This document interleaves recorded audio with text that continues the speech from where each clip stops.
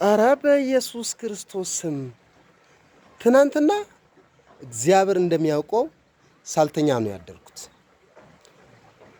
ግንቦት 1 ነው የማርያም ልደት ነው ብለው ጭፈራ ነሽ መጠጥ ነሽ እስከ ምሽቱ 9 ሰዓት እስከ 8 ሰዓት ምናምን ሳልተኛ ሁላ ነው ያደርኩት።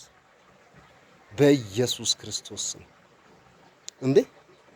እኔ የሚገርመኝ ግን መጽሐፍ ቅዱስ ውስጥ በብሉይ ኪዳንም ይሁን በአዲስ ኪዳን የማርያም ልደት ተብሎ ግንቦት 1 የማርያም የተወለደችበት ቀን ነው ተብሎ የተጻፈበት እኮ የለም። ይሄ ከየት ነው የመጣው ብዬ እኮ ነው የሚገርመኝ እኔ እንዴ! ኧረ በስመ አብ ወገኖቼ ገረመኝ እኔ። ይሄ እኮ ለጠፈሯ ንግሥት የምዘጋጅ እኮ ነው።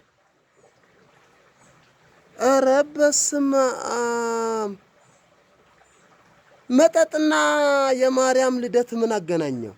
ዳንስና የማርያም ልደት እንዴ! ስንትና ስንት ቢራ ይደረደርልሃል፣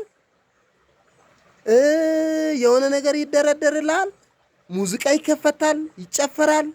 ሁለት ሰው ነው እዛ ደም የፈሰሰው እኮ።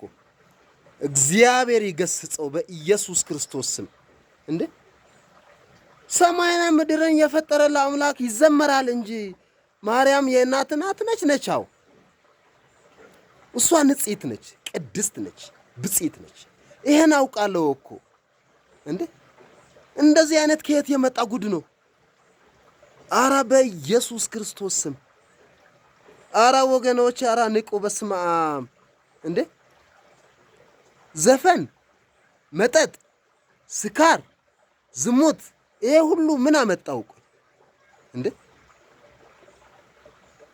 ሰው አይነቃም፣ በቃ አይገባውም። አራ እግዚአብሔር ይገስጸው በኢየሱስ ክርስቶስ ስም መታውት።